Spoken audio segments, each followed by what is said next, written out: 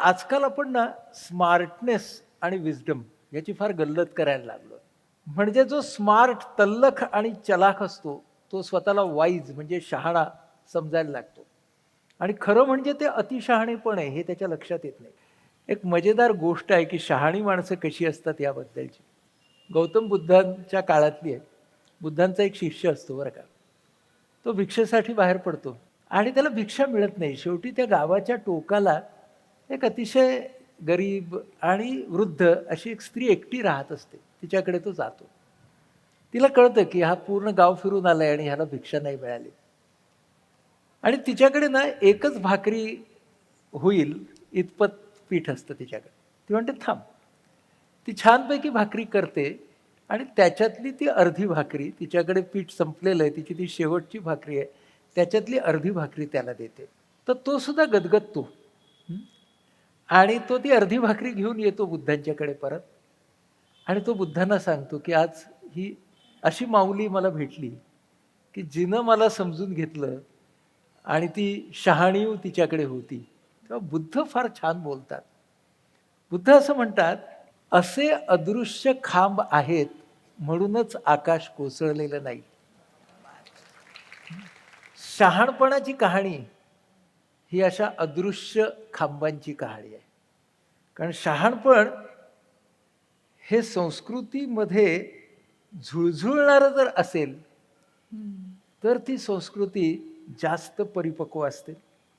शहाणपण हे लखलखणारं कमी आणि तेवणारं जास्त.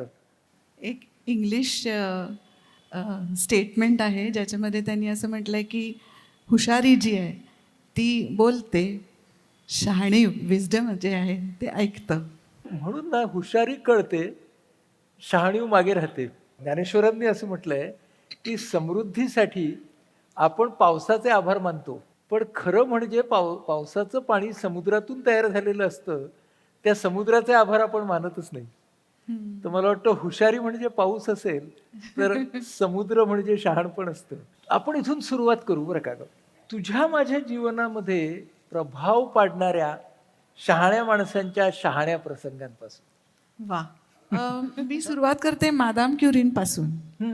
कारण त्यांचं चरित्र मला अनुवादित करावंसं वाटलं. हा एक आपण असं म्हणूया माझ्या जीवनातला एक योगायोग होता. मी स्वतः शाळेत नाही कॉलेजमध्ये असताना ते सर्वप्रथम वाचलं होतं पुस्तक. आणि त्यानंतर ते त्यावेळेला खूपच लायब्ररीतून आणलेलं पुस्तक. दीपाताई गोवारीकर आमच्या शेजारी राहायच्या. त्यांना माझं खूप कौतुक की मी शास्त्रीय संशोधन वगैरे करते. तर त्यांनी मला ते पुस्तक आणून दिलं होतं की हे तू वाच, हे फारच छान आहे. हं. आणि त्यांनी ते कुठल्यातरी लायब्ररीतून आणून दिलं होतं आणि अमुक एक दिवसात परत कर, झालं किंवा नाही झालं तरी. इंग्लिश होतं, मोठं पुस्तक आहे ते. सो अर्थात माझं ते म्हणजे एक टाकी वाचून झालं, कारण ते खरंच अतिशय रसाळ, ओघवतं आणि इतकं भावभूत असं पुस्तक तिच्या मुलीनी लिहिलेलं आहे. अर्थात ते फ्रेंच आहे आणि मी वाचला तो इंग्लिश अनुवादच वाचला. पण त्यावेळेला ती मनात घर करून राहिलेली शहाणी स्त्री होती. वाह! पहिली मादाम आणि मग तिची मुलगी, हं. ह्या दोन स्त्रिया. तिची मुलगी म्हणजे धाकट्या मुलींनी केलेला चरित्र लेखन आहे ते, ईव्ह क्युरी. तर हे चरित्र तेव्हा मी वाचून बाजूला ठेवलं खरं, पण ते माझ्या मनात कुठेतरी घर करून राहिलं असणार. हं. कारण त्यानंतर जवळजवळ 25 वर्षांनी ते पुन्हा एकदा माझ्या हाती लागलं. आता माझी मुलगी संशोधनाला अमेरिकेला वगैरे गेली होती आणि तिच्याकडच्या माझ्या मुक्कामात, माझ्या रिकाम टेकड्या वेळासाठी म्हणून मला ते हाती सापडलं आणि मला ते मराठीतून वाचावंसं वाटलं, म्हणून मी त्याचा अनुवाद करायला सुरुवात केली. स्वसुखाकरता, स्वांत सुखाय. बरं, मला ते कुठेही छापायचं नव्हतं. बरं. आणि ते ही 2010 मधली गोष्ट आहे, पण ते पब्लिश केलं 2015 मध्ये. तोपर्यंत ते माझ्याकडे पडून राहिलं होतं. बरं. म्हणजे मला ही गोष्ट जाणवत गेली की मादाम ही कशी कुठे कुठे शहाणी होती, हं. कशी कशी म्हणजे तिच्याकडनं काय काय शिकावं. तिची लखलखीत प्रतिभा किंवा बुद्धिमत्ता ही तर आपल्याला शिकता येत नाही, पण मग काय शिकता येतं. हां. पण तिच्या शहाणपणाचा एक प्रसंग सांगितलाच तरी चालेल. मादामनी जो काही रिसर्च केला, जे काही संशोधन केलं, त्या सर्व काळात तिच्याकडे कुठलाही रिसोर्स नव्हता. तिला कुठलीही स्कॉलरशिप नव्हती, तिच्याकडे साधी लॅबॉरेटरीसुद्धा नव्हती. शेडमध्ये तिने काम केलं आणि टनावारी पिच ब्लेंड तिला प्रोसेस करावं लागायचं, कारण त्याच्यातून तिला असा संशय आला की मला जी रेडिओ ॲक्टिव्हिटी ही त्या काळात माहिती नसलेली संकल्पना होती. बरोबर. आणि हे जे काय तिला मिळतंय त्याच्यातून हे युरेनियमशी संबंधित नाही आहे, ह्याचा दुसऱ्या कुठल्या तरी मूलद्रव्याशी संबंध असला पाहिजे, हा संशय तिला आला. ही तिची हुशारी होती. मी चुकत नाही आहे, हा तिच्यातला शहाणपणा होता. बरं. 20 वेळा तिने खात्री करून घेतली की हे युरेनियम नाही आहे. त्याच्यानंतर ती म्हणते की हा धातू आहे. हे दुसरं मूलद्रव्य मूलद्रव्य आहे. असण्याची शक्यता आहे. आता हे म्हटल्यानंतर तिला ते सिद्ध करून दाखवणं भाग पडलं. हे जर नवीन असेल तर हे काय आहे, याचं ॲटॉमिक वेट किती आहे, याचं प्रॉपर्टीज काय आहेत, हातात दे मला, दाखव, तर मी मानणार की हे नवीन मूलद्रव्य आहे. हे सगळं करायला तिला 4 वर्ष लागली. आणि हे 4 वर्षांनी केल्यानंतर जगाला जेव्हा खात्री पटली की हे खूप मौलिक संशोधन आहे, तेव्हा अर्थातच त्यांना दोघांना नोबेल पुरस्कार जाहीर झाला. त्यानंतर खूप त्यांच्या वरती अगदी वर्षाव झाला, कौतुकाचा, सन्मानांचा आणि सगळ्या गोष्टींचा वर्षाव झाला. पण तोपर्यंत तिची PhDच झालेली नव्हती. म्हणजे तिने काम तिच्या PhDसाठी म्हणून केलं, पण तिची PhD झालेलीच नव्हती.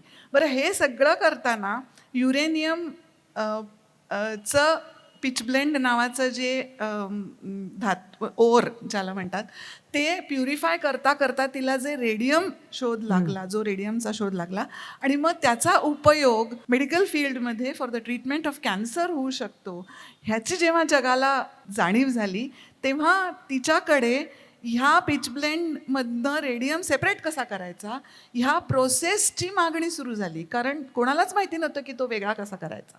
आणि सगळं काम जे स्पेड वर्क होतं ते सगळं मादामनी केलेलं होतं. आता ह्या प्रसंगी परिस्थिती येऊन ठेपली की तिने जर तो प्रोसेस पेटंट केला असता तर तिला जन्मभराची ददात तिची मिटली असती. तिला कुठल्याही स्टायपेंड, नोकरी, पगार कशाचीही गरज भासली नसती. पण त्यांच्यातला शहाणपणा हा असा आहे की त्यांनी दोघांनी ह्या प्रोसेसचा पेटंट घेतला नाही. का तर तिचं म्हणणं असं होतं की रेडियम ही नैसर्गिक संपत्ती आहे, तिचा उपयोग कॅन्सरच्या ट्रीटमेंटसाठी होतो, हा सुद्धा देवानी दिलेलं वरदान आहे, ह्याच्यात माझं काय आहे. ते शहाणपण होतं. म्हणून तिने पेटंट घेतलं नाही. आणि 24 वर्षानंतर तिच्या मुलींनी आर्टिफिशियल रेडिओ ॲक्टिव्हिटीचा शोध लावला, आयरीन क्युरींनी. तिच्याही वरती हीच परिस्थिती आली. तिने आणि तिच्या नवऱ्यांनी मिळून पुन्हा एकदा संशोधन केलं होतं. मादामचे शिष्य होते दोघेही. म्हणजे मादाम नंतर नोबेल मिळवणारी तिची मुलगी ही दुसरी स्त्री, मादाम ही पहिली स्त्री इतिहासातली हां. नोबेल मिळवला. आणि ह्या दोघांनीही पेटंट घेतलं नाही. म्हणजे त्यांनी शहाणपणाचा वारसा पुढे चालू ठेवला. किती छान उदाहरण आहे. आणि नेमका हाच भाग आहे की हुशार माणूस असतो त्याच्यासाठी शहाणा माणूस हा नेहमी मार्ग काढून देतो. म्हणजे हुशार माणूस आहे तो त्याच्यानंतर त्याच्यावरती ती टेक्नॉलॉजी आणि काय काय करणं हे सगळं पण मादाम सारखी माणसं हुशारही असतात आणि शहाणी पण असतात. त्यामुळे ते कॉम्बिनेशन त्यांचं अगदीच वेगळं असतं.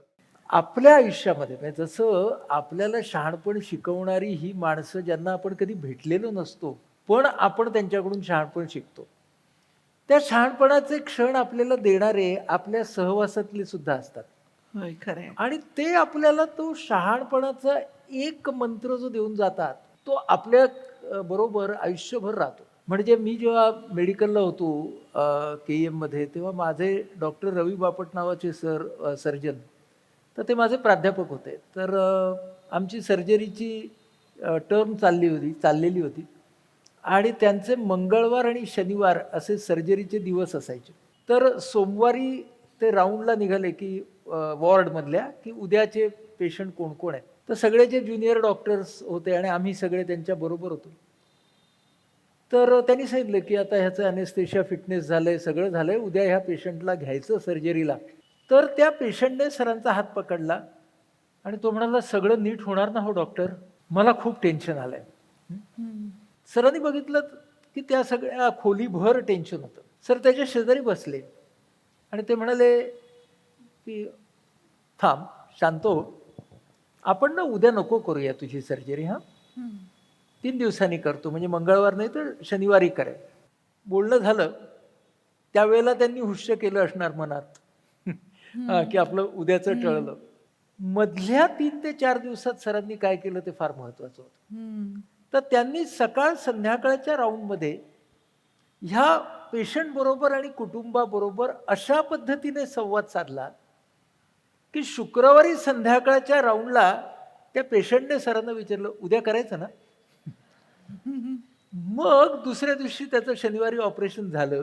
मी सरांना असं विचारलं, "सर, की मंगळवारच्या जागी शुक्रवार आला. पण तुम्ही सर्जन तेच, ऑपरेशन थिएटर तेच. बरं त्याचे सगळे इन्व्हेस्टिगेशन तेव्हाही झालेले होते, आत्ताही झालेले होते. तुमचं स्किलही तसंच होतं. तुम्ही पोस्टपोन का केलं तेव्हाच? फक्त तो म्हणाला म्हणून टेन्शन आलंय." तर सरांनी मला जे वाक्य सांगितलं ते आज इतक्या वर्षानंतर माझ्या डोक्यात आहे. ते असं आहे, की ते म्हणाले, की "surgery may be my skill." सर्जरीचं कसब हे माझ्यामध्ये असेल. But recovery is a partnership. म्हणजे त्यातून बरं होणं ही मी आणि रुग्ण यांच्यामधली पार्टनरशिप आहे. क्या बात.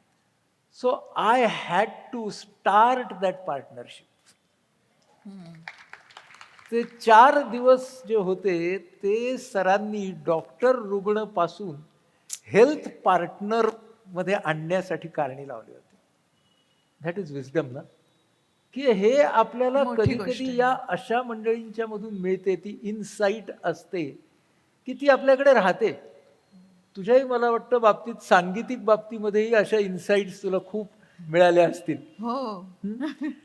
म्हणजे तुझी आईच तुझी गुरु होती. हो. हां. आणि आईकडून शिकण्याचे फायदे, तोटे सगळं होतं. तोटे म्हणजे कधी मला माफी नसायची ना. हो, हो. पण फायदे असेही होते की आईशी वाद घालू शकायचे. हं. आई होती ना, तिला तिचा एस्थेटिकल कनेक्शन असायचं. बरं. हां, तिला गाण्यातलं व्याकरण नाही समजायचं. नोटेशन आम्ही जे गातो त्याचं सरगम करता येते. हां, आपण एखादा इंग्लिश शब्द जर लिहिला तर त्याचं स्पेलिंग कसं करतो, तसं गाण्याच्या फ्रेजचं आम्हाला म्हणजे व्याकरण म्हणायला पाहिजे, स्पेलिंग करता येतं, सरगम करता येतं. ते माझ्या आईला कळायचं नाही. काय होतंय ते कळायचं नाही, पण ती करेक्ट गाऊ शकायची. बरं. तर हे मला असं वाटतं की ती बुद्धीच्या लेवलवर नाही, ती एस्थेटिकच्या लेवलवरती त्याच्याशी कनेक्ट व्हायची बरं. आणि त्यामुळे तिला ते त्याच्यातला जिस्ट कळायचा, हं. तिला त्यातला भाव कळायचा, तिला त्याच्यात ग लागतोय का म लागतोय हे कळत नव्हतं, पण करेक्ट त्याची तिला आकृती उचलता यायची. म्हणजे हे कानांनी ऐकून आणि मग मला तिने सांगितलं की हां, आता हे तू गायचं. आमच्याकडे शिकवण्याची पद्धत अशीच की गुरूंनी सांगितलं आणि शिष्यानी ते पुन्हा रिप्रोड्यूस केलं. तर असं ती मला जेव्हा एखादी फ्रेज सांगायची तेव्हा मी हुशार ना, तर माझ्या डोक्यात त्याचं नोटेशन यायचं, तर मी ते गायची आणि आई म्हणायची नाही हे बरोबर नाही, परत गा. परत गायलं तेच गायची मी. नाही ग, मी जे गाते ते तू नाही गातेस. नाही कसं, मी तेच गाते जे तू गातेस, असं म्हणून मी आईचं नोटेशन आईलाच ऐकवायची. पण त्यावेळेला मला ही जाणीव झाली की नोटेशन गाणं म्हणजे त्या फ्रेजचा भाव गाणं नाही आहे आणि तो भाव गायल्याशिवाय ती फ्रेज पोचणार नाही. जे इन्फॉर्मेशन म्हणून आहे ते आज आपल्याला ही भाषा खूप समजते की संगणकाच्या द्वारे हं. डेटा पोचतो, कॉन्टेंट नाही पोचत. हं. म्हणजे आईचे शब्द असे असायचे की नाही तू ते गातेस, मी जे गातेय ते मी जसं गातेय तसं तू गातेस, पण मी जे गातेय ते तू गात नाहीयेस.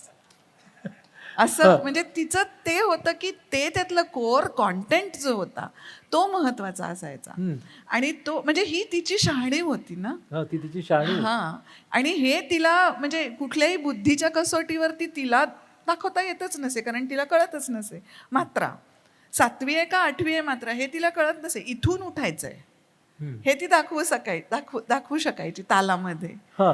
तर हे आता असे किंवा माझे दुसरे गुरु पंडित रत्नाकर पै, त्यांच्याकडे खूप असा अनवट रागांचा, म्हणजे खूप ज्याला कॉम्प्लेक्स म्हणूया आपण, संकीर्ण रागांचा खूप मोठा खजिना होता. त्यांच्याकडून मी अनेक वर्ष, जवळजवळ 150 मी त्यांच्याकडून आणल्या बंदिशी. पण बंदिशी शिकवल्यानंतर ते म्हणायचे, हा गा काय, मला ह्या रागाचं काही माहीतच नाही आहे, ना नियम माहिती आहे ना ग्रॅमर माहिती आहे, तर मी गाऊ काय. पण ते म्हणायचे, तू गा, तू जसं आत्ता शिकवले तुला बंदिश त्याच्याप्रमाणे गा, त्या टेम्पलेटप्रमाणे गा, चुकलं की मी सांगतो. त्या रागाचे नियम काय, तो म्हणजे त्याच्यात अमक्या रागाची अमुक छाया, त्या रागाचा वादी स्वर अमुक वगैरे वगैरे, त्यांना काही गडबड माहिती नसायची. पण ती भावना समजायची. भावना समजायची. ती आईचं उदाहरण सांग ना, मारू प्रणाम मला. ओ किशोरीताईंचं खूप लोकप्रिय आणि खूप, ज्याला आपण म्हणूया की ताकदवान असं मीरेचं भजन आहे, म्हारो प्रणाम. ते ताई गेल्यानंतर खूप लोकांनी त्यांना श्रद्धांजली वाहण्याकरता त्याच भजनाचा वापर केला. ताईंनी त्याचं स्वतः रेकॉर्डिंग केलेलं आहे आणि त्यांच्या रेकॉर्डिंगच्या आधी त्यांनी माझ्या आईला पण ते गाणं शिकवलेलं होतं, जे आईकडनं मी पण शिकलेली आहे. तर ते थोडंसं वेगळं होतं. ताई गायले ते म्हारो प्रणाम बाके बिहारी जी म्हारो प्रणाम, असं होतं. आणि आईला शिकवलं होतं ते म्हारो प्रणाम, असं आहे. वा वा. हां, ज्या व्यक्तींनी ताईंना श्रद्धांजली म्हणून ते मांडलं, ते ताईंनी ज्या तऱ्हेने रेकॉर्ड केलं होतं त्याच तऱ्हेने मांडलं, म्हारो प्रणाम असं करून. माझी आई ऐकायची आणि म्हणायची, हा कसला प्रणाम, हा म्हारो प्रणाम नाही, हा म्हारो सलाम आहे. कारण त्याच्यामध्ये म्हारो हे जे प्रणाम करण्यासाठी यायला पाहिजे तेच येत नाहीये. आणि मग म्हणजे मला जाणवली ती गोष्ट ही, की म्हारो प्रणाम आपण ताईंना प्रणाम करतोय, म्हारो प्रणाम बाके बिहारीजी हे मीराबाईचे शब्द आहेत. मीराबाईंनी केलेला प्रणाम हा बाके बिहारींना आहे. ताई गायल्या, ताईंनी काय बाके बिहारीला नाही प्रणाम केला, ताईंनी मीरेला प्रणाम केला. आणि आपण गातोय तो ताईंना प्रणाम करतोय. म्हणजे आपला, ताईंचा, मीरेचा आणि आणि बाके मग बाके बहारेचा, बिहारीचा. म्हणजे 3पट नम्रता पाहिजे. खरंय. पण मग ते म्हणजे त्यांनी तो एक छोटासा हेलकावा आहे ना त्या म्हारोचा. हो, आणि खाली झुकायला पाहिजे. तिचं म्हणणं म्हारो प्रणाम हे यायला पाहिजे. हा, वा वा, क्या बात आहे. त्या भावनेने गायल्याशिवाय ते येणार नाही. हे विजडम आहे, शहाणपण आहे. हा, आणि यामुळेच आपण असं म्हणतो की इंग्रजीतला शब्द आहे tutor, who gives you skills, teacher who gives you knowledge, and mentor who gives you values. म्हणजे एक असतो तो प्रशिक्षक असतो, तो फक्त आपल्याला कौशल्य देतो, शिक्षक असतो तो ज्ञान देतो, पण गुरु असतो तो आपल्याला शहाणपण देतो. आणि त्या डेटाकडे कसं बघावं, डेटा आहे हे त्या लेव्हलला कळतं, पण तो शहाणा माणूस असतो तो मात्र आपला मेंटर असतो किंवा तो आपला गुरु असतो. एक खूप इंटरेस्टिंग गोष्ट आहे की ज्याच्यातून आपल्याला आपली चर्चा पुढे नेता येईल. ह्या शहाणपणावरती मानसशास्त्रामध्ये खूप संशोधन झालं आणि चालू आहे. आणि आता या शहाणपणावरची एक लेटेस्ट स्केल सुद्धा डेव्हलप झाली आहे बरं का. आणि ती ज्यांनी डेव्हलप केली त्याच्यातले एक आपले भारतीय आणि मराठी शास्त्रज्ञ आहेत. त्या स्केलचं नाव आहे जेस्ते थॉमस स्केल. डॉक्टर दिलीप जेस्ते हे आपले महाराष्ट्रातले सायकॅट्रिस्ट, आणि ते पुढे अमेरिकन सायकॅट्री सोसायटीचे अध्यक्ष पण झाले. तर ते आणि थॉमस या दोघांनी ही स्केल तयार केली. आणि त्यांनी असं सांगितलं की या स्केलमध्ये 6 पॉईंट्स आहेत. म्हणजे विजडम, वाईज कोणाला म्हणावं, की विजडमचे 6 पैलू या स्केलमध्ये आहेत. तर त्यातला पहिला स्केल त्यांनी असं सांगितलं की सेल्फ रिफ्लेक्शन. म्हणजे जो माणूस स्वतःच्या विचारांच्याकडे त्या विचारांपासून वेगळा होऊन पाहू शकतो आणि स्वतःच्या विचारांचा पुढे जाण्यासाठी उपयोग करून घेतो. हे खूप म्हणजे स्वतःच्या विचारांचा उपयोग करून घेणं आणि तो जेव्हा त्या सेल्फ रिफ्लेक्शनमधून स्वतःच्या विचारांना फक्त डेटा म्हणून वापरत नाही, तर तो त्याच्यामधून प्रत्येक वेळेला ज्ञानाचे नवीन नवीन मला काय सापडेल, असं तो रिफ्लेक्शन आणि कंटेम्पलेशन असा पुढचा शब्द आहे. त्यामुळे त्याला आपण चिंतन असं म्हणू, पहिल्याला मनन म्हणू आणि दुसऱ्याला चिंतन म्हणू. So one is reflection and one is contemplation. हे करणं हे म्हणजे शहाणीवेचं पहिलं लक्षण आहे. आणि आपण जे आता उदाहरण बघितली, मी तुझ्या आईचं उदाहरण बघितलं, की त्याच्यामध्ये त्यांनी त्या सुराचा किती आतमध्ये विचार केला असणार ना, आणि त्या सांगू शकल्या कदाचित ते. विचार सुद्धा नसेल केला माहितीये का, पण ते जाणीवेच्या पातळीवरती, म्हणजे मला ही गोष्ट तिच्या बाबतीत जाणवायची की मी पै सरांकडून आणलेले अनवट अनवट राग असायचे जे तिला माहीतही नसायचे, ज्याची तिला तालीम नव्हती, ज्याची तिला बंदिशही येत नव्हती. पण मी तिच्या समोर बसायची आणि म्हणायची आता मला ह्याच्यात मार्ग दाखव. मग ती म्हणायची अरे मला काही सुद्धा येत नाही, याची बंदिश सुद्धा येत नाही, मी कसं तुला मार्ग दाखवणार. मी तिला म्हणायचे नाही तुला दिसतात मार्ग, मला दाखव. आणि ती मला खरंच दाखवायची. हं, मग तिला नाडी सापडायची ते. बरोबर. नाही, हे जे रिफ्लेक्टिव्ह लोक असतात ना, त्या शहाणीवेमधला अजून एक भाग त्यांनी पण सांगितला आणि जो आपल्यालाही लक्षात घेतला पाहिजे, की ते स्वतःमधल्या त्रुटींकडे आणि चुकांकडे सुद्धा त्याच रिफ्लेक्टिव्ह पद्धतीने पाहतात. तेव्हाच ती शहाणी होते बरं का. कारण तुम्ही रिफ्लेक्ट जेव्हा करता तेव्हा तुमच्यातल्या त्रुटी ह्या वाचवायच्या नाहीयेत, कव्हर करायच्या नाहीयेत. त्याच्यातूनही तुम्हाला शिकायचंय. ह्याला त्यांनी शहाणपणाचं अंग मानलंय. तर मला एक माझा अनुभव आठवला त्याच्यावरून, की माझे वडील हे शिक्षक होते. महाविद्यालयाचे प्राचार्य म्हणून इथे ठाण्यामध्ये निवृत्त झाले. आणि त्या काळामध्ये ते जेव्हा निवृत्त झाले ना, त्यावेळेला क्लासेस हे नुकते निघायला लागले होते, असा तो काळ होता. तर त्यांचेच एक सहकारी होते ज्यांनी क्लास काढला होता आणि ते म्हणाले, की "सर आता तुम्ही निवृत्त झालात, तुम्हाला शिकवायला खूप आवडतं. हम्म, तुम्ही क्लासमध्ये येऊन शिकवा ना माझ्या." हम्म, माझ्या वडिलांचे त्यावेळी लक्षात नाही आलं, की ते जे क्लासेस चालवणारे सहकारी आहेत, त्यांच्याकडे ते गेल्यामुळे त्या क्लासेसचा खूप फायदा होणार आहे किंवा त्याचा एक काहीतरी व्यापारी भाग आहे, ते लक्षात नाही आलं त्यांच्या. ते गेले, शिकवायला लागले माझे वडील केमिस्ट्री त्या क्लासेसमध्ये जाऊन. 2-3 महिने गेले. मी मेडिकल कॉलेजमध्ये होतो. हॉस्टेलमधनं शनिवारी यायचो. आल्यावरती एक दिवशी मला वडील म्हणाले, "ही टर्म झाली, की मी ना ह्या क्लासमध्ये शिकवणं बंद करायचं ठरवलं." हम्म. त्यांना हे सगळं माझ्याशी बोलायची खरं गरज नव्हती.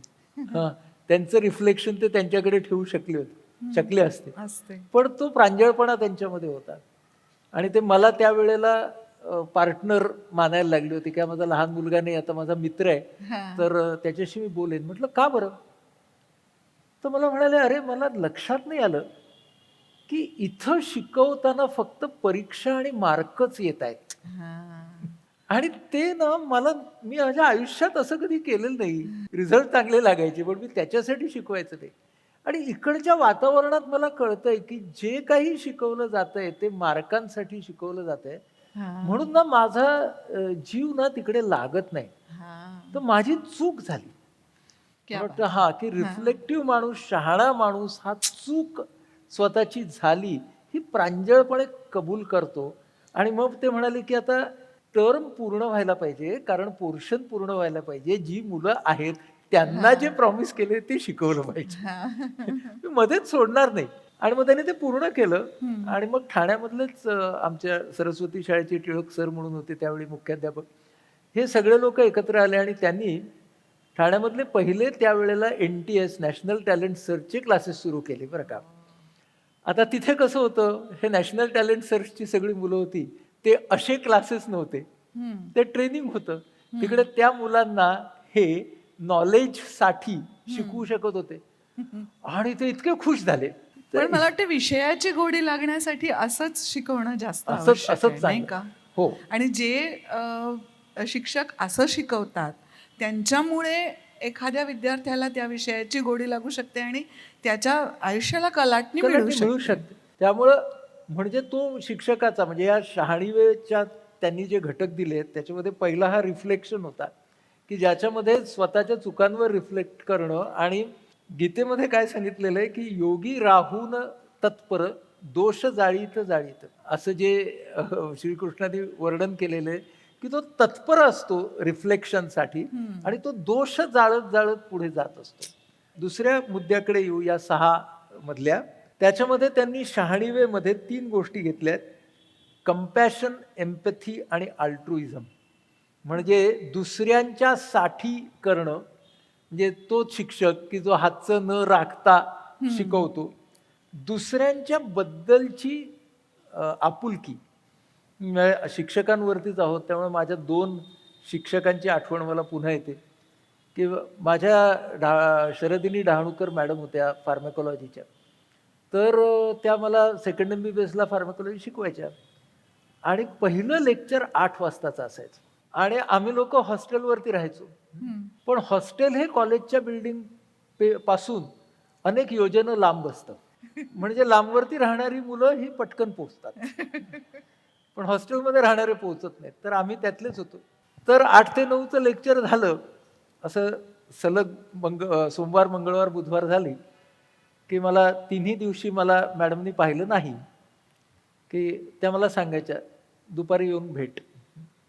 मला पहिल्यांदा वाटायचं वाटलं की अरे बापरे, म्हणजे आता मॅडमच्या लक्षात आलंय की आपण नाही. म्हणून मी असा थोडा घाबरत घाबरत घाबरत गेलो, बसलो मॅडमच्या ऑफिसमध्ये जाऊन.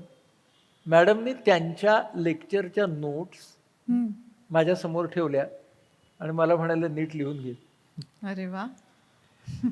हां, आता मी खूप ओशाळलो की या मला ओरडत तर नाहीच आहेत, उलट ह्यांना वाटलंय की माझं बुडलंय. हो. म्हणून त्या स्वतःच्या नोट्स देत आहेत. म्हणून मी आपला मान खाली घालून कुरू करत मॅडमच्या अख्ख्या नोट्स काढल्या. तर मॅडम माझ्याकडे हसत होते. हसत बघत म्हणाल्या, आता काय कळलं ते सांग आणि काय कळलं नाही ते सांग. तेव्हापासून मी कधी बुडवलं नाही त्यांचा क्लास. पण त्यांनी मला अजिबात न ओरडता ती कंपॅशन दाखवून, आणि तेच आपण पेशंटकडे बघायला कसं शिकलो. तर माझे डॉक्टर विजय आजगावकर माझे सर होते, जे मधुमेह तज्ज्ञ होते. तर ते पेशंटचा इतका विचार करायचे. मधुमेहामध्ये डायबिटीसमध्ये डाएटला फार महत्व आहे.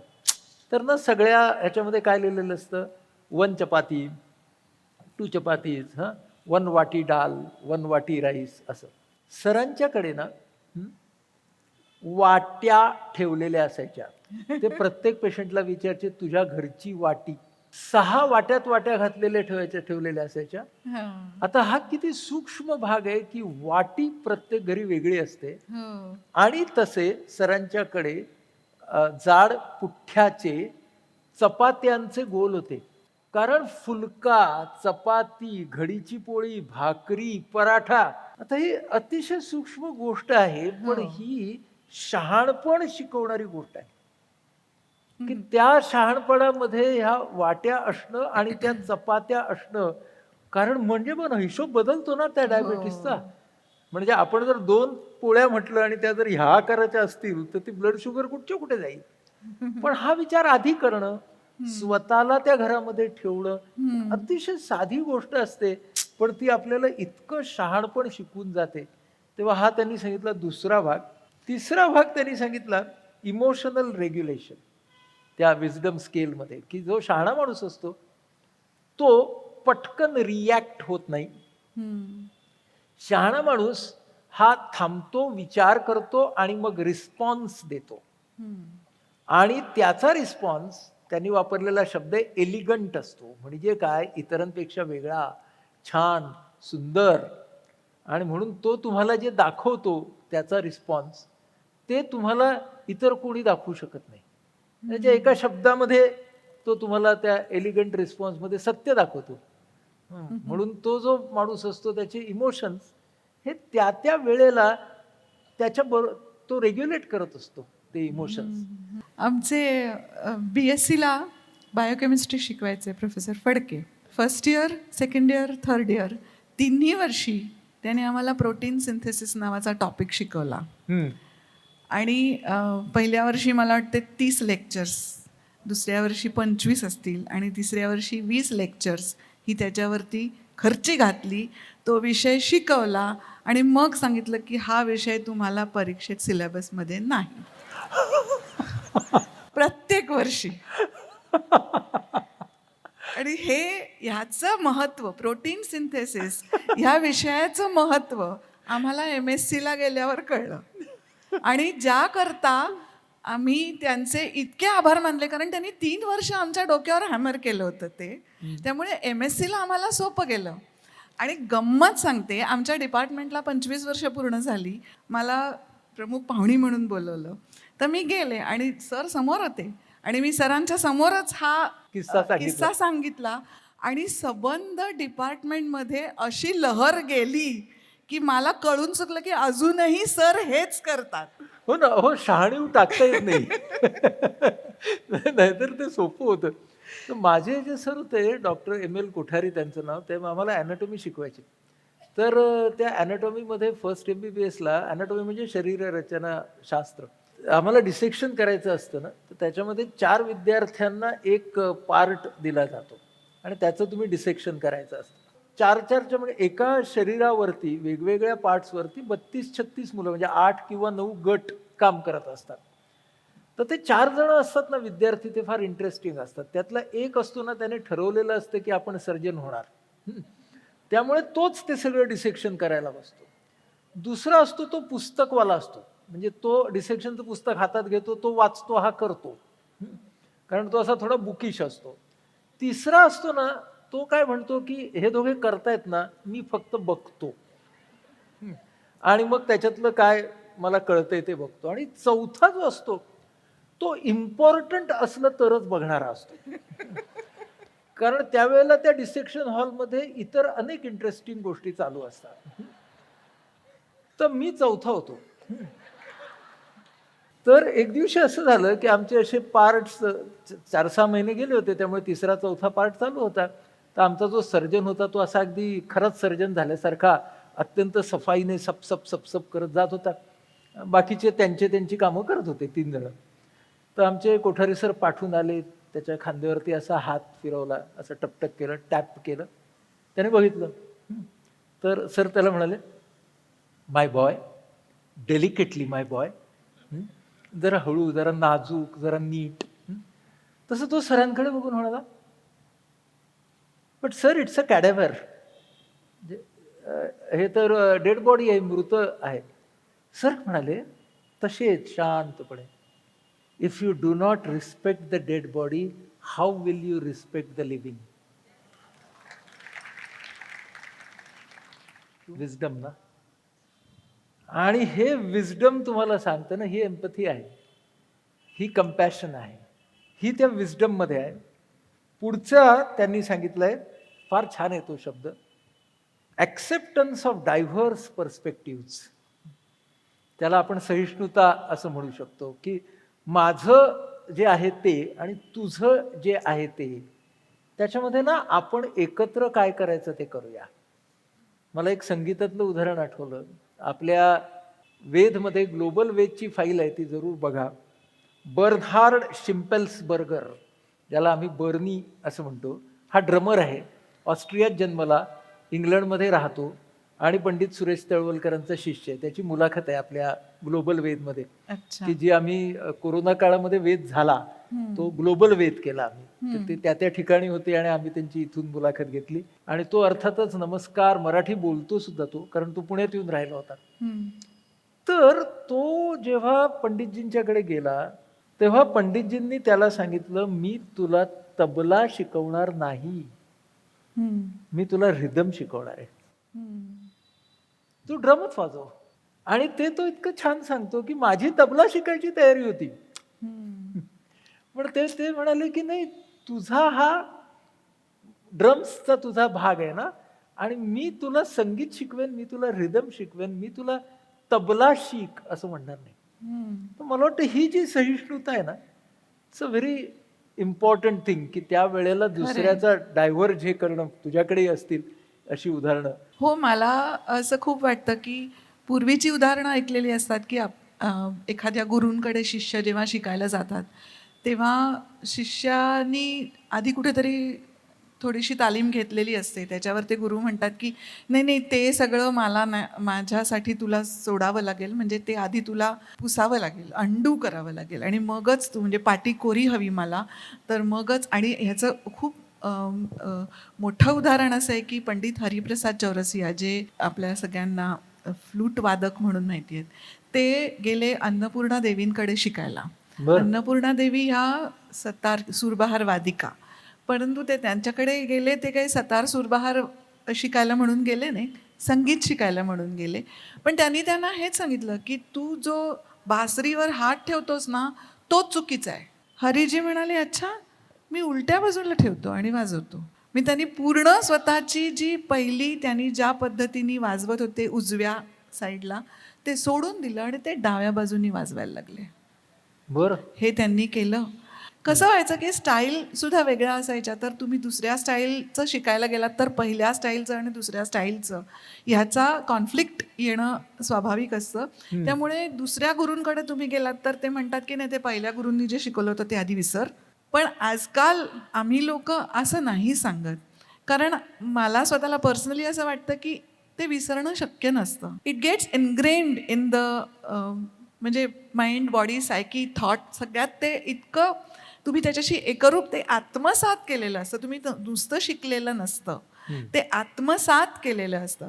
त्यामुळे मग मी आता असं सांगते की तू जे शिकून आली आहेस ना, ते तसंच राहू दे. त्याच्यावरती तू आता जे माझ्याकडनं शिकशील ते तुझं जे म्हणून उमटेल, तो हा दोन्हीचा मिळून संगम असेल आणि तेच योग्य आहे. तू माझ्यासारखं गा असं मी नाही म्हणणार. वा वा असं. वा. ही सहिष्णुता आहे. हीच सहिष्णुता आहे. हो. आणि पुढचा मुद्दा त्यांनी सांगितलाय की शहाण्या माणसाची निर्णय क्षमता ही लोकांना बघताना असं वाटतं की त्याने पटकन निर्णय केला, पण त्याच्या मागे एक सम्यकपणा असतो आणि तो घेतलेला निर्णय ती व्यक्ती ठामपणाने घेते.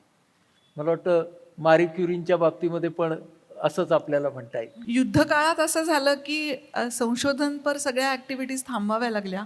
पहिलं महायुद्ध जेव्हा सुरू झालं तेव्हा नुकताच एक्सरेचा शोध लागला होता आणि बॉर्डरवरती जे जवान वगैरे जखमी व्हायचे तेव्हा युद्धतंत्र इतकं प्रगतसुद्धा नव्हतं. समोरासमोरच चालायची ना युद्ध. तर गोळ्या लागल्या सैनिकांना, तर ती गोळी कुठपर्यंत गेली आहे शरीरामध्ये हे हे बघायसाठी एक्सरेचं तंत्र त्यावेळेला नुकतंच विकसित झालं होतं. आणि एक्सरे मशीन हाताळणारी लोक त्यावेळेला खूप कमी होती. ते माहीतच नव्हतं लोकांना कसं हँडल करायचं. गाड्या, आज कार्स जो म्हणतो, त्यांचाही शोध असाच आहे. 1885 वगैरे मधलं आहे. कार्ल बेन्झचं जे पेटंट आहे ऑटोमोबिल्सचं, तेच 1888-89 मधलं वगैरे आहे. सो म्हणजे माझं म्हणणं असं आहे की ऑटोमोबिल्सही त्या काळात नवीन होत्या, एक्सरे मशीन्सही त्या काळात नवीन होती. पण ऑटोमोबिलवरती एक्सरे मशीन माउंट करायचं, ते बॉर्डरवर घेऊन जायचं आणि तिथे त्या सैनिकांचे फोटो, एक्सरेज काढून कुठे नेमकं बुलेट घुसलेलं आहे हे पाहून ते सर्जन्सना काढायसाठी गाईड करायचं. हे काम मादामनी केलं त्या काळात. म्हणजे ज्या व्यक्तीनं रेडिओ ऍक्टिव्हिटी शोधून काढली त्याच व्यक्तीनं त्या जखमी सैनिकांचे एक्सरे पण काढले. हो, काढले. आणि ती स्वतः जायची गाडी चालवत बॉर्डरवर.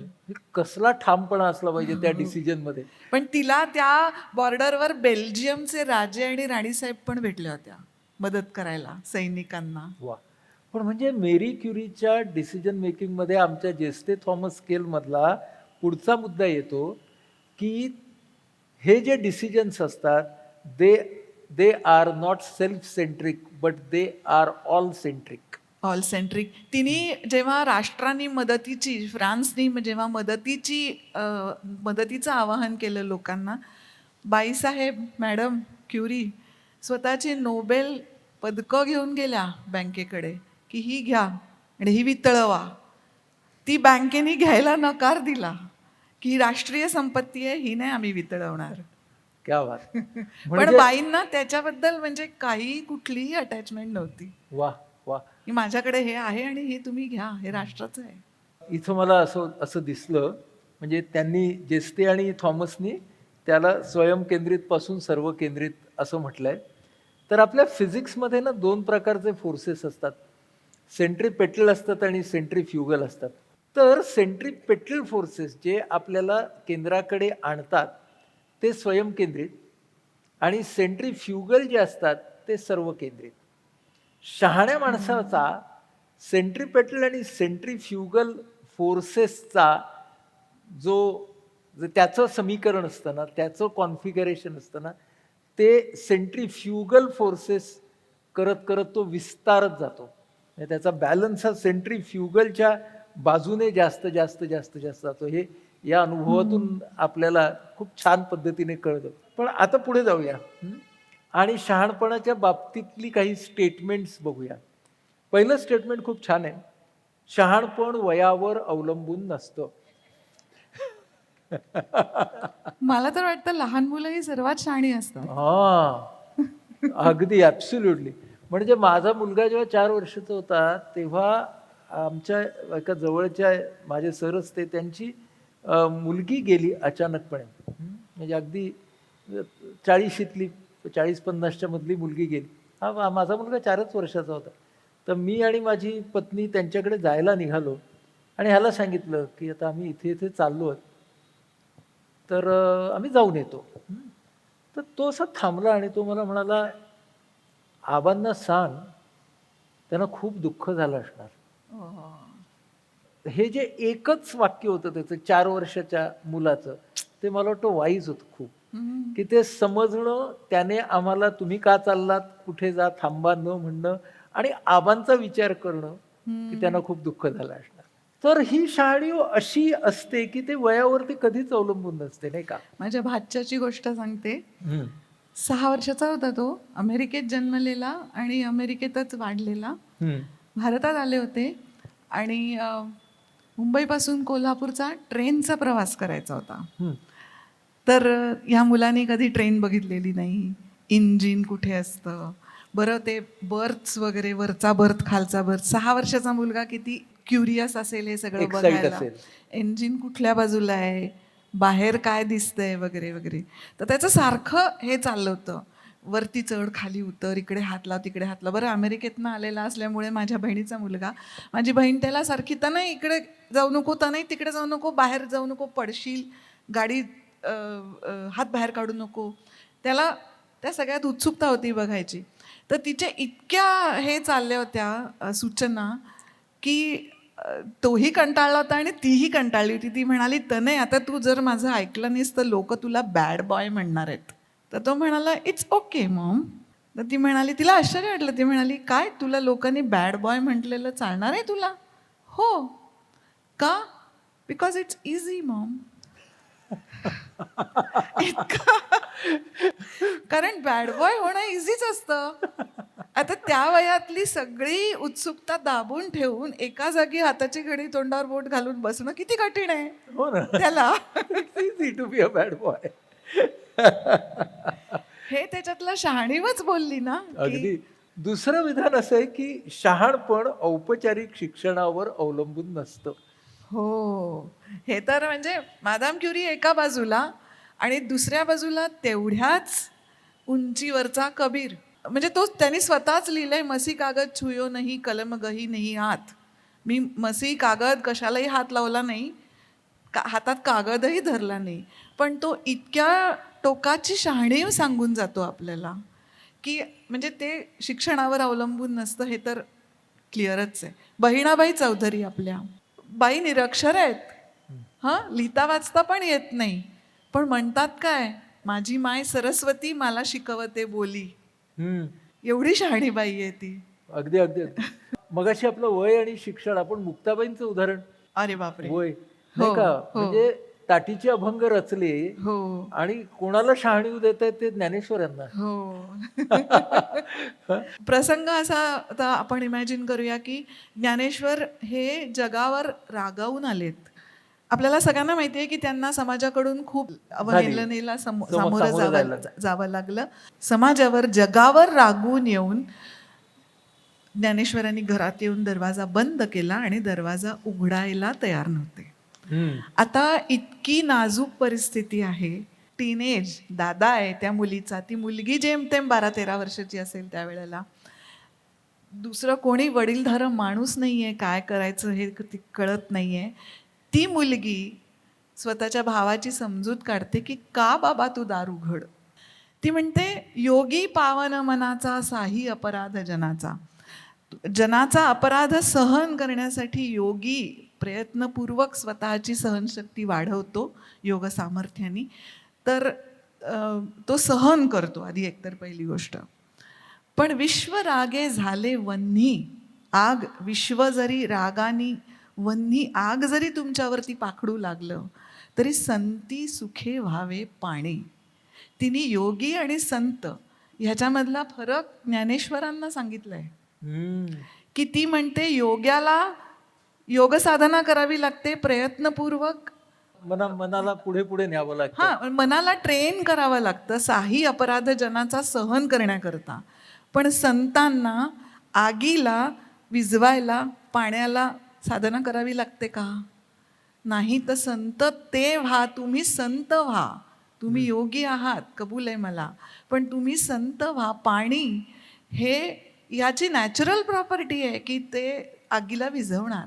हम्म. तर ही नॅचरल प्रॉपर्टी येईपर्यंतची जी स्टेज आहे, विनोबांनी 5 स्टेजेस सांगितले आहेत: नोविस, अप्रेंटिस, एक्सपर्ट, मास्टर आणि नॅचरल. तर नोविस ज्याला काहीच माहिती नाही, अप्रेंटिस जो शिकाऊ आहे, उमेदवार आहे, एक्सपर्ट ज्याला त्याच्यामध्ये काही तज्ज्ञता आलेली आहे, मग मास्टर होतो तो की तो इझिली करायला लागतो. आणि 5वी जी स्टेज आहे ती म्हणजे त्याच्यात अत्यंत नैसर्गिक प्रवृत्ती बनून जाते, इतकी ती त्याच्यात आत्मसात होते.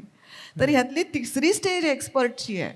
म्हणजे एक्सपर्ट माणसानी स्वतःला हे समजून घ्यायचं आहे की आपल्या पुढे, म्हणजे त्यांनी स्वतःला शहाणं नाही समजायचं आहे, पुढे आणखीन मास्टर आहे आणि मास्टरच्याही पुढे नॅचरल आहे. नॅचरल आहे. हा, म्हणजे त्याच्या पुढे आहे ती सहज वृत्ती आहे. सहज वृत्ती. आणि सहज वृत्तीमध्ये शहाणपण आहे, कारण त्या सहज वृत्तीमध्ये ती व्यक्ती मालकी हक्कापासून दूर जाते.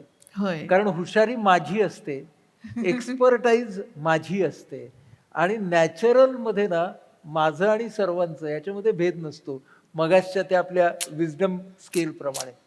आणि म्हणूनच ही मंडळी शहाणपण हे संताप आणि आनंद, सुख आणि दुःख, यश आणि अपयश या दोघांच्याही कडे एका स्थिर किंवा समतोल दृष्टीनं पाहू शकतात. त्यामुळे त्या शहाण्याला दुःख होत नाही असं नाही, नाही, आणि बरोबर. शहाणा आनंदी होत नाही असं पण नाही. त्याला आनंदही होतो, त्याला दुःखही होतं, पण तो आनंदाने शेफारत नाही आणि दुःखानं तो स्वतःला उद्ध्वस्त करत नाही. पण हे सगळ्या संतांमध्ये आपल्याला बघायला मिळतं की त्यांच्या 200, 300, 400 वर्षांचं जरी अंतर पडलं ना, तरी नामदेव, तुकाराम यांच्यामध्ये 300-400 वर्षांचं अंतर आहे.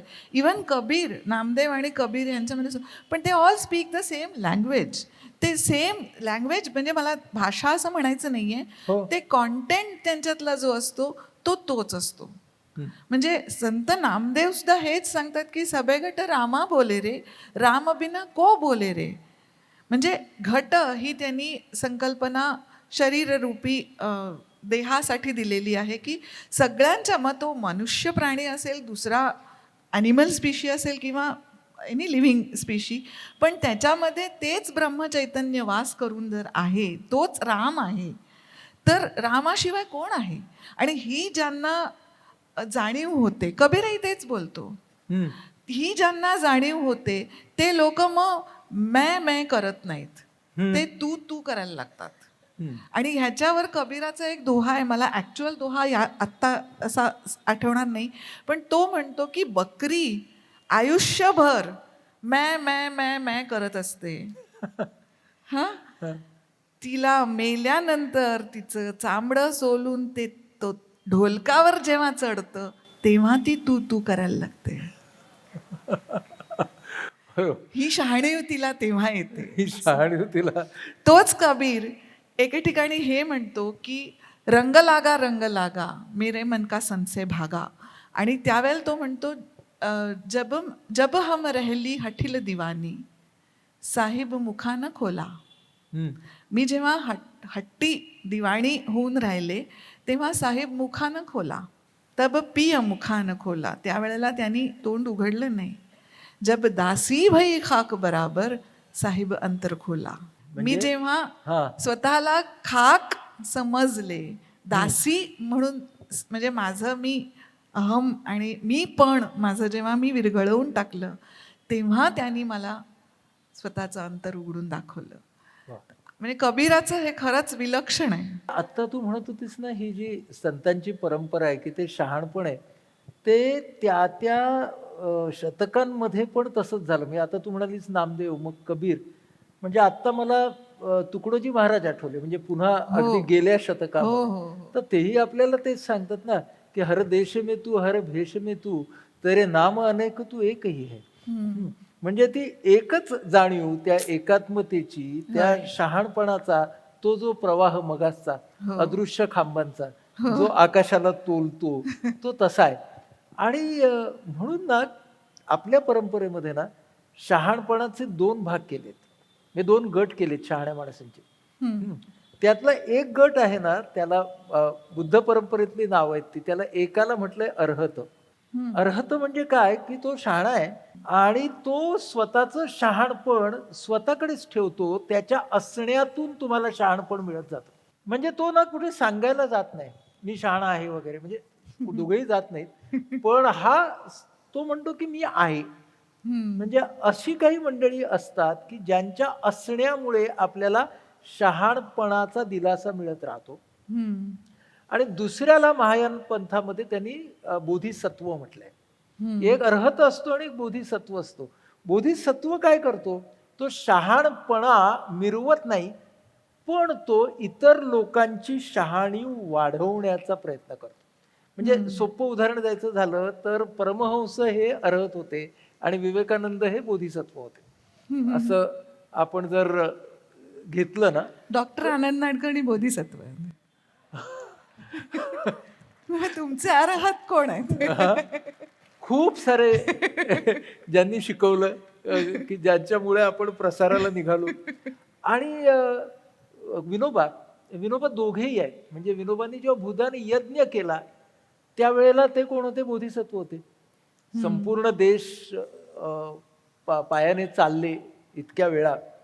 म्हणजे वर्ध्याला जे गीताईचं उद्यान आहे विनोबांचं, तर तिकडे म्युझियम आहे आणि त्या म्युझियम मध्ये ना असा खाली आपला नकाशा लावलाय देशाचा आणि तो विनोबा कसे चालले तो आहे हा सगळा त्यांच्या काळामध्ये. तो बघितला आपण तरी आपल्याला थक्क व्हायला होतं. आणि नंतर ते अर्हत झाले. आणि तेव्हा जेव्हा अर्हत झाले तेव्हा असण्यातलं शहाणपण त्याला विनोबांनी त्यांच्या पद्धतीने इतकं छान म्हटलंय की आता मी डिक्शनरी सारखा आहे. फार छान वाक्य. आता मी डिक्शनरी सारखा आहे. कोणी उघडलं आणि अर्थ बघितला तर सांगेन, पण डिक्शनरी काही वाचकाच्या मागे वाच वाच म्हणून पळत नाही. त्यांच्या पद्धतीनं हा जो भाग सांगितलाय तो खूपच मस्त आणि छान पद्धतीने सांगितलाय. आता थोडंसं शहाणपणाच्या न्यूरोलॉजीकडे येऊया. आपल्या सगळ्यांच्या मधलं शहाणपण हे कुठे असतं, तर आपण म्हणालो मी, आम्ही आणि सर्व. आपण ह्या 3 पातळ्या भावनांच्या आहेत याबद्दल आम्ही पहिल्या दिवशी सुद्धा बोललो होतो की मी वाल्या भावना ज्या आहेत त्या आदिम भावना आहेत, प्रिमिटिव्ह इमोशन्स. आम्ही वाल्या भावना आहेत त्या प्रोडक्टिव्ह इमोशन्स आहेत, पुढच्या टप्प्यावरती आलेल्या आहेत. आणि उन्नत भावना किंवा प्रोग्रेसिव्ह इमोशन्स आहेत त्या शहाणपणाच्या भावना आहेत. म्हणून त्या मी, आम्ही आणि सर्व अशा भावना आपल्या सगळ्यांच्या मेंदूमध्ये एकाच वेळेला आहेत. आणि म्हणूनच आपल्या सगळ्यांना शहाणं होण्याची संधी आहे. आणि आपल्याला सगळ्यांना शहाणं होण्याची संधी आहे. शहाणपण हे आपल्यापासून लांब आहे. तो शहाणा आणि मी नाही.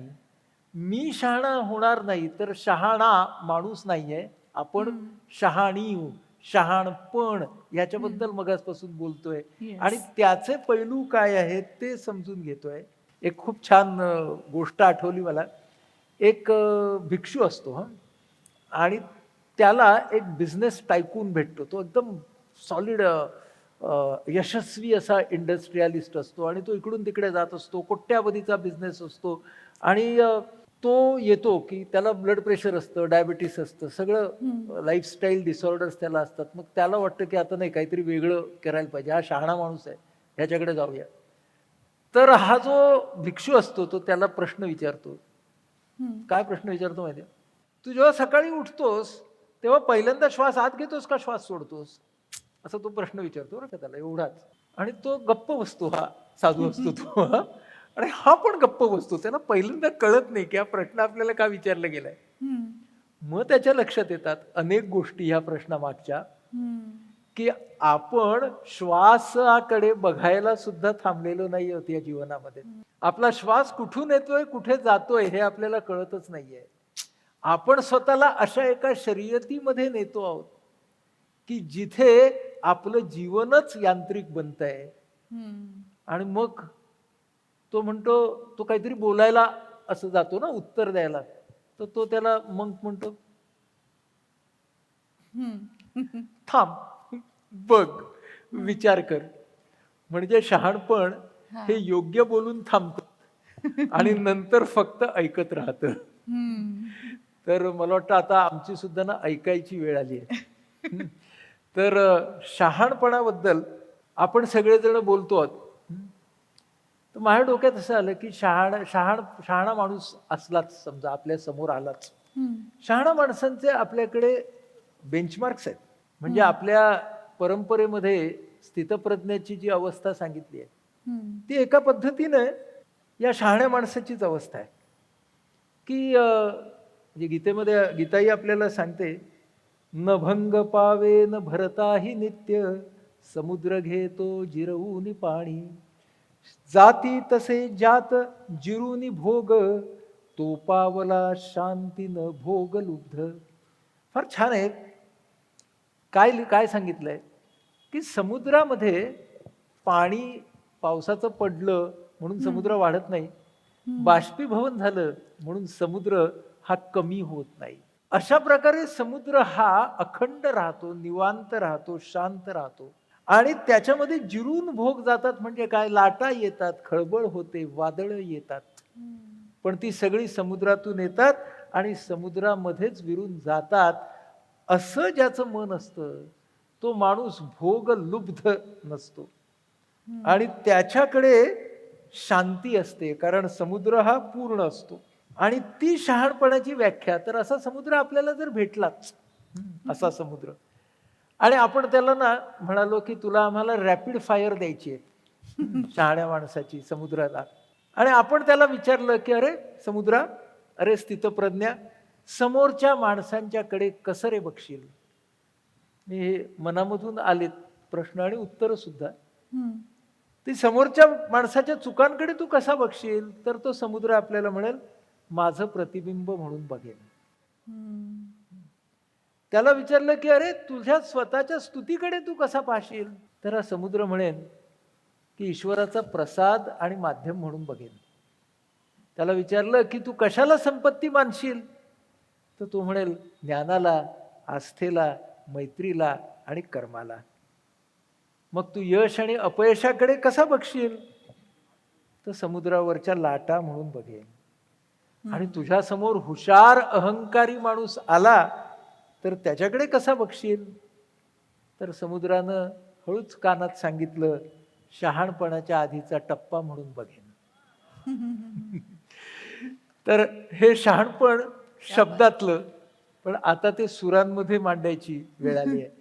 आणि मगाशी म्हटलं त्याप्रमाणे कबीराशिवाय दुसरा कोण शहाणा माणूस, ज्याच्या सुरांनी आपल्याला या शहाणपणाच्या गप्पांची सांगता करायची.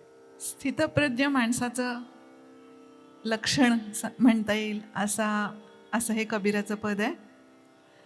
तो म्हणतो, "कछु लेना न देना मगन रहना."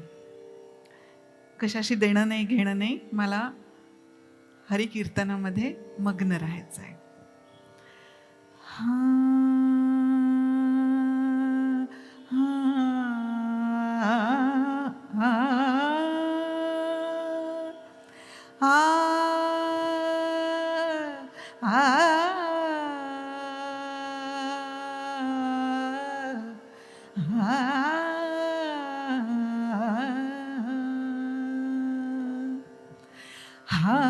कछु लेना न देना मगन रहना,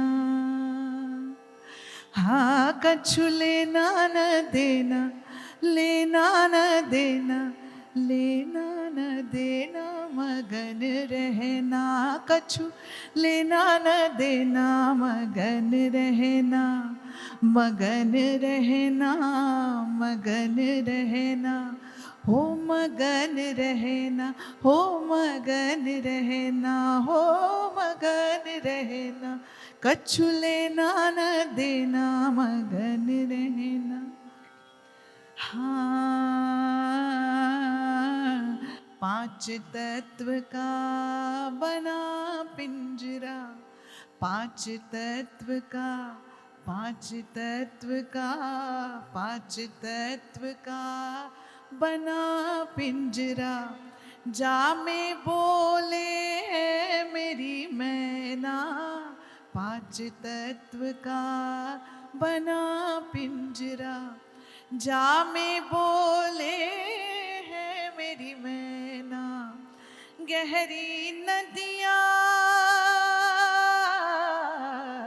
गहरी नदियाँ नाव पुरानी, गहरी नदियाँ नाव पुरानी, घेवटिया से मिल रहना, घेवटिया से मिल रहना, कछु लेना न देना मगन रहना, कछु लेना न देना मगन रहना। हाँ तेरो पिया तोरे घट में बसत है, तेरो पिया तोरे घट में बसत है, सखी खोल कर देखो नैना, सखी खोल कर देखो नैना, तेरो पिया तोरे घट में बसत है, सखी खोल कर देखो नैना, कहत कबीरा सुनो भाई साधो, कहत कबीरा सुनो भाई साधो, कहत कबीरा सुनो भाई साधो, गुरु के चरण में पड़ रहना, गुरु के चरण में पड़ रहना, कछु लेना न देना मगन रहना, कछु लेना न देना, लेना न देना, लेना न देना मगन रहना। वा कबीरजी आपल्याला सांगतायत शहाणपण ही मिरवायची गोष्ट नाही तर मुरवायची गोष्ट आहे. ती जेवढी आपल्या अंतरामध्ये मुरत जाईल, झिरपत जाईल, तेवढं शहाणपण हे पृष्ठभागावरचं पाणी नाही तर भूपृष्ठाखालचं पाणी आहे. शहाणपणाचं भूपृष्ठाखालचं पाणी त्याची पातळी जेव्हा वाढेल तेव्हा भूपृष्ठावरच्या हुशारीची पातळी आपोआपच वाढेल.